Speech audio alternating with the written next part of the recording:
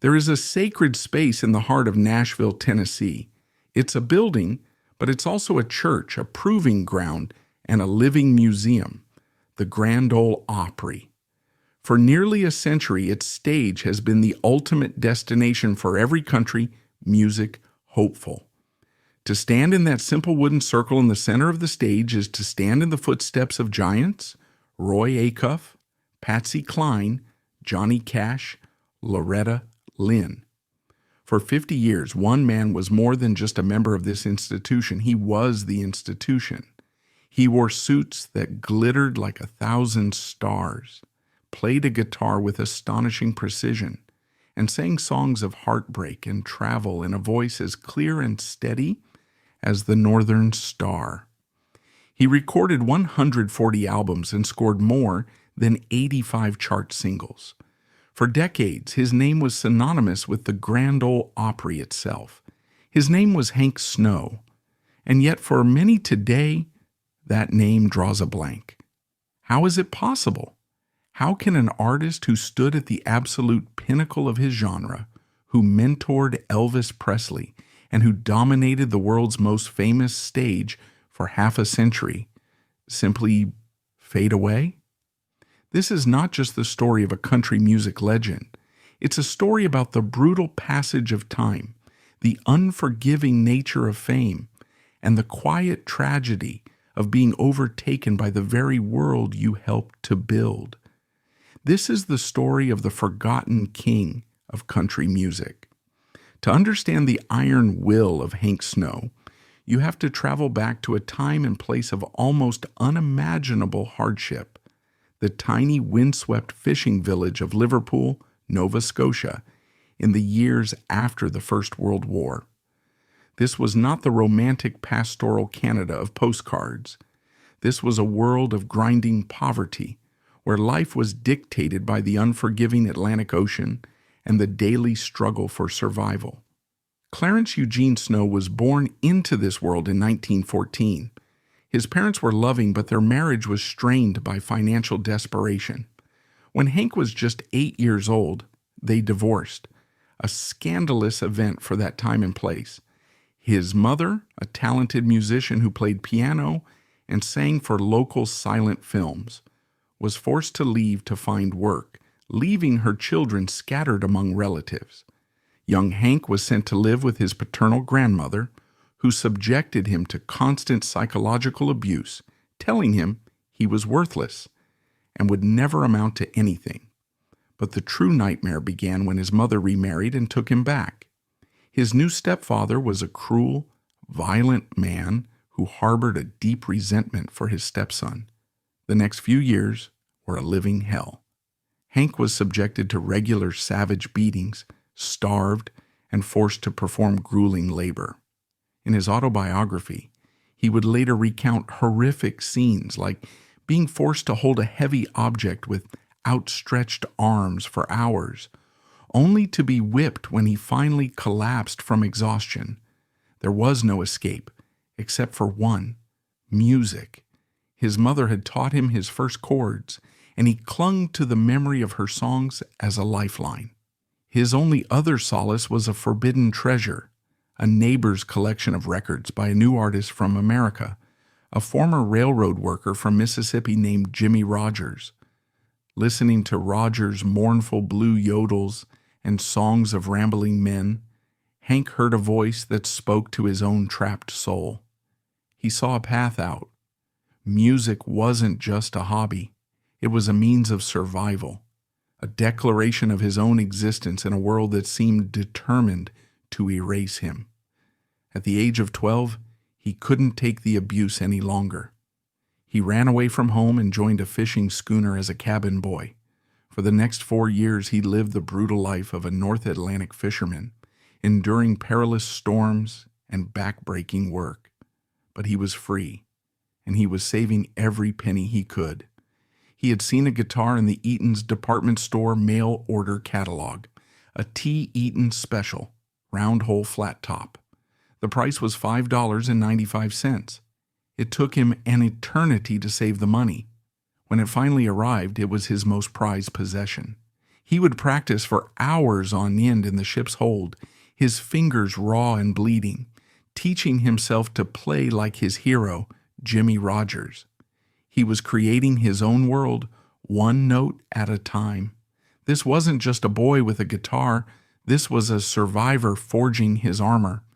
The discipline and relentless focus he learned in those dark, lonely years would become the bedrock of his entire career. He was determined to become someone, if only to prove his abusers and the world wrong. After leaving the sea, Hank returned to Nova Scotia, a young man with a guitar and a burning, almost terrifying ambition. The Great Depression was in full swing, and work was scarce. He took any job he could find, all while honing his musical skills. He was determined to get on the radio. He hitchhiked to Halifax and auditioned for a local station, CHNS. The station manager was impressed by his unique yodeling style and clear, resonant voice. In 1933, he was given his own weekly unpaid show. It was during this time that he met Minnie Alders, a beautiful young woman who worked in a local chocolate factory. She saw past the shy, awkward exterior to the determined and sensitive man beneath. She became his anchor, his biggest supporter, and the love of his life. They married in 1935, and Minnie would remain his unwavering partner and business advisor for the next 55 years. Her belief in him was often the only thing that kept him going. He adopted the stage name Hank the Yodeling Ranger, a nod to his hero, Jimmie Rodgers, the singing brakeman. His local radio show was popular, but it didn't pay the bills. He was still desperately poor. There's a story from this era that perfectly captures their struggle. He landed a contract with RCA Victor in Canada, but the royalties were meager. One day, he and a pregnant Minnie were so broke and hungry that Hank had to sneak into a farmer's field to steal a few turnips for their dinner. He was a recording artist, a local celebrity, but he was still starving. That humiliation forged in him a lifelong fear of poverty and an obsession with financial security. For over a decade, Hank Snow was a star, but only in Canada. He was a big fish in a small pond. He dreamed of the place he saw as the pinnacle of country music, Nashville, Tennessee, and the Grand Ole Opry. In the mid-1940s, he moved his family to the United States, determined to conquer the American market. It was a brutal, humbling experience. He was a nobody in America. He spent years touring in a beat-up car, playing in smoky honky-tonks and beer joints for pocket change. He traveled to Hollywood, hoping to break into the movies as a singing cowboy, but found nothing but closed doors. He was constantly on the verge of giving up, and it was Minnie who would talk him out of it, reminding him of his dream and his talent. Finally, in 1949, he got his break. Ernest Tubb, a major Opry star, heard his records and was impressed. He invited Hank to appear as a guest on his Midnight Jamboree radio show, which was broadcast from his record shop after the Opry. That appearance led to an official audition for the Grand Ole Opry itself. In January 1950, Hank Snow finally achieved his lifelong dream. He became a member of the cast. But the dream quickly soured. The Nashville audience was lukewarm to his Canadian accent and his Jimmie Rodgers-influenced style. The Opry management found him stiff and uncharismatic on stage. He was a perfectionist, focused entirely on his music, and it came across as cold. After a few months, the Opry manager, Jim Denny, told him he just wasn't connecting with the audience. He was given a final one-year contract. The message was clear: produce a hit or you're finished. Hank was devastated. He had worked for nearly 20 years to get to this point, only to face failure. He was ready to pack it all in and go back to Canada. Once again, it was Minnie who saved him. She told him, "Yosu, you can't quit now. You have to give it one more try. You have to record that song you wrote." The song was a fast-paced rhythmic number he had written years earlier, full of clever wordplay and a driving beat. It was called I'm Movin' On. Hank was reluctant. He thought it was too fast, too different, but he listened to his wife. He recorded the song in the spring of 1950. I'm Movin' On exploded.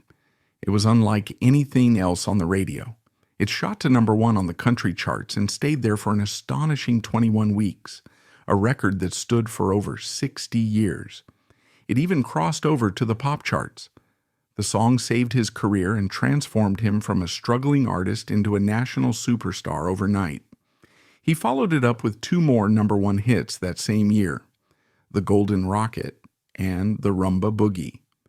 Hank Snow wasn't just a member of the Opry anymore. He was its biggest star. The boy who had run away from home with nothing was now the king of country music. The 1950s were Hank Snow's golden decade. He was a hit-making machine, a constant presence on the charts and on the stage of the Opry. He had developed a unique and instantly recognizable style. His voice was a clear, smooth baritone with none of the rough edges of many of his contemporaries. His guitar playing was a marvel of precision and clarity. He wasn't a flashy soloist, but a master technician, playing complex single-note runs with effortless grace. He was known for being able to replicate his recorded solos perfectly on stage, note for note, a rarity at the time. He also cultivated a powerful visual image. He became one of the first and most famous clients of Nudie Cohn, the legendary tailor to the stars. Hank's nudie suits were works of art, elaborate rhinestone-encrusted creations with intricate embroidery depicting his favorite themes, trains, horses, and Canadian imagery like maple leaves and the Royal Canadian Mounted Police. On the Opry stage, under the bright lights, he glittered and shone like royalty. The boy who grew up in rags now wore suits worth thousands of dollars. It was the ultimate symbol of his triumph over his past. It was during this imperial phase in 1954 that Hank Snow first encountered a young unknown singer from Memphis with a strange name and a revolutionary sound, Elvis Presley. Hank was performing at a small venue in Tennessee when he saw Elvis backstage, a nervous kid with a cheap guitar. The Opry manager, Jim Denny, who was with Hank, dismissed Elvis immediately after his performance, famously telling him he should go back to driving a truck. But Hank saw something else. He heard a raw, untamed energy that fascinated him. He saw a charisma that, while completely alien to his own disciplined style, was undeniably powerful. Against the advice of everyone in the Nashville establishment, Hank took Elvis under his wing. He convinced the Opry to give Elvis a spot on the show, the one and only time Elvis would ever perform on its stage. He added Elvis to his touring company, giving the young singer his first taste of life on the road with a major star. He even took on the role of his manager, partnering with a promoter he knew from his carnival days, a man named Colonel Tom Parker. This decision would become one of the most debated and controversial episodes of Hank's life. Initially, the partnership seemed to work. Hank provided the legitimacy and the platform, while Parker handled the bookings. But Colonel Parker was a master manipulator, a ruthless operator who saw the gold mine he had in Elvis. Slowly but surely, he began to sideline Hank. He renegotiated contracts behind Hank's back, took control of Elvis's career, and eventually squeezed Hank out of the picture entirely. Hank Snow, the savvy businessman and established superstar, was completely outmaneuvered. He lost his connection to the biggest cultural phenomenon of the 20th century. For the rest of his life, he would harbor a deep bitterness towards Colonel Parker, feeling that he had been cheated out of his rightful share in Elvis's success. Some historians argue that Hank was simply too old-fashioned, too much a part of the Nashville establishment to ever truly understand or manage the rock and roll rebellion that Elvis represented. Others see him as a victim of one of the shrewdest and most merciless managers in music history. The truth, as always, is likely somewhere in between. It was a painful lesson in the changing tides of popular music, a foreshadowing of what was to come for Hank himself. The loss of Elvis was a blow, but Hank's own career continued to thrive. Throughout the 60s and 70s, he remained a beloved and respected figure. He hosted his own syndicated television show and toured the world, bringing country music to audiences in Europe, Asia, and Australia. He was an international ambassador for the genre. He was also an incredibly astute businessman. Remembering the poverty of his youth, he invested his money wisely. He started his own successful music publishing company and became a wealthy man. But there was another, more personal investment he made that revealed the true character behind the rhinestone facade. In 1978, he established the Hank Snow Foundation for Prevention of Child Abuse.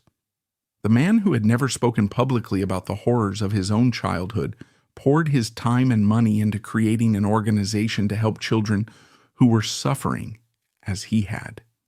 It was a quiet, profound act of turning his deepest trauma into a source of hope for others. It was, perhaps, the most important work of his life. But as the 1970s wore on, the world of country music began to change around him. The clean, classic sound he had perfected was being replaced by new trends. The slick, pop-influenced Nashville sound gave way to the outlaw movement of Willie Nelson and Waylon Jennings, and then the polished country pop of the 80s. New generations of stars, with new sounds and new looks, were rising to prominence. Hank Snow, the ultimate professional, refused to change. He was a traditionalist, proud of the music he made. He saw the new trends as a betrayal of the genre's roots. He became an elder statesman, a living legend, but his records were no longer selling as they once had. The radio stations that had once played his songs on repeat now favored younger artists. His place at the Opry, however, remained secure. He was a fixture, a comforting presence for the older generation of fans. But even here, there were signs of the changing times. He was often relegated to earlier slots in the show, playing to a half-empty house before the bigger, current stars came on. The man who had once been the main event was now the opening act.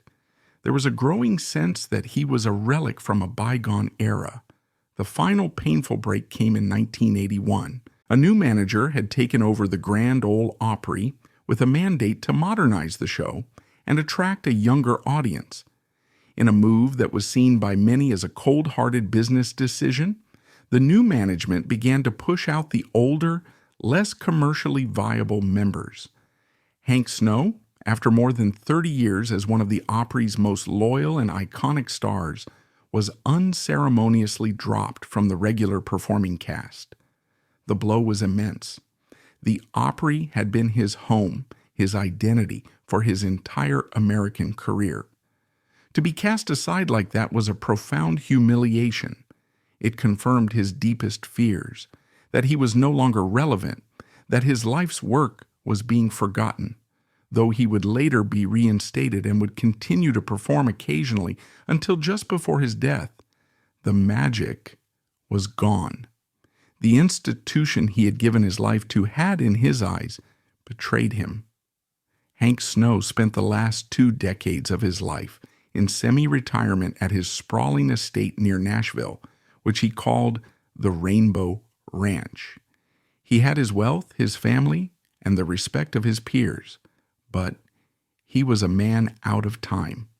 He watched as the music industry continued to evolve, moving further and further away from the sound he had championed. He passed away in December 1999 at the age of 85.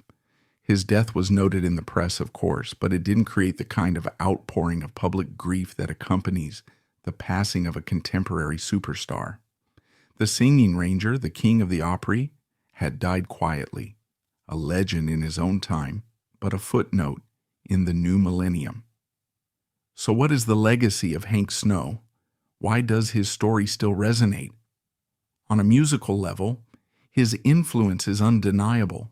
He was one of the great storytellers of country music, his songs painting vivid pictures of life on the road. He was a pioneering guitar stylist whose clean, precise playing influenced generations of musicians. And as one of the first truly international country stars, he helped lay the groundwork for the global phenomenon the genre has become today. But his deeper significance lies in his life story.